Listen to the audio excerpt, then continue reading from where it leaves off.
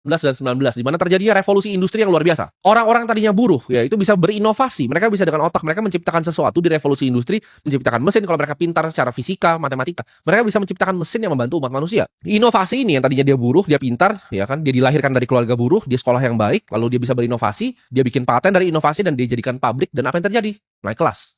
Ya, 18-19. Ada kekacauan di dunia ini, perubahan revolusi industri, banyak sekali berantem, politik dan segala macam. Tangga. .com era, ya, tahun 1990 sampai tahun 2000. Di saat semua orang bilang, oh internet itu scam, internet itu nggak akan kemana-mana, email akan tetap dikirim pakai surat, apa yang terjadi? Orang-orang seperti Jeff Bezos, orang-orang seperti Bill Gates itu lahir.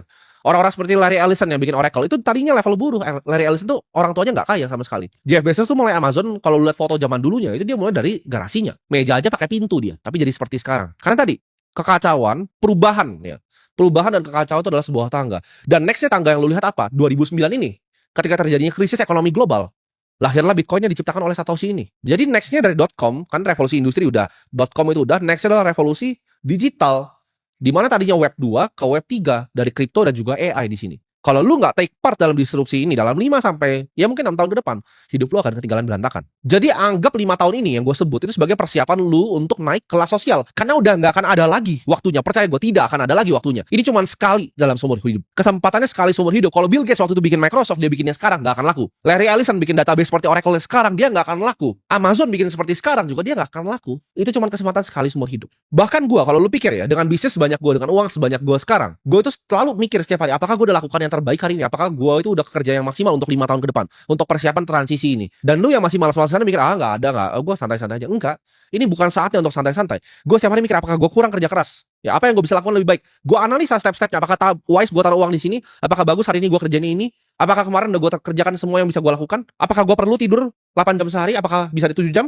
Apakah dengan 1 jam itu bisa bikin hidup gue lebih efisien dalam bekerja? Itu yang gue pikirin setiap hari. Di saat lu mulai punya yang gue sebut namanya self accountability, lu ngerasa semua di dunia itu salah lu akan jadi manusia yang berbeda. Contoh, karyawan nipu, salah siapa? Salah lu. Tapi kan dia yang nipu. Enggak, lu nggak bikin SOP yang bagus, ya. Lu nggak punya HRD yang bagus, itu semua salah lu. Nggak punya sistem yang bagus. Kalau ujung-ujungnya dia nipu pun lu yang hire dia kan, lu yang mempekerjakan dia, itu salah lu dalam ngeliat orang berarti. Di saat lu selalu nyalain diri sendiri, main catur, oke, lu replay, salahnya di mana? Even lu menang pun lu replay lagi, salahnya di mana?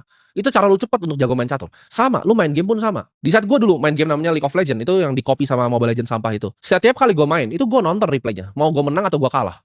Pasti ada hal yang gue bisa lakukan sedikit lebih baik. Gue gak pernah nyalain, timnya cupu, ini cupu. Enggak, gue salahin diri gue bisa lebih baik di mana. Makanya gue jadi tambah jago terus. Karena gue melakukan yang namanya self accountability. Gue cuma salahin diri gue miskin ya salah gue. Ya, jangan salahin pemerintah, jangan salahin orang lain. Enggak, salah lu doang yang bego. Lu malas, bego, dan arogan, selesai. Oke, lu bodoh, gimana cara gak bodoh? Belajar, ya kan? Malas.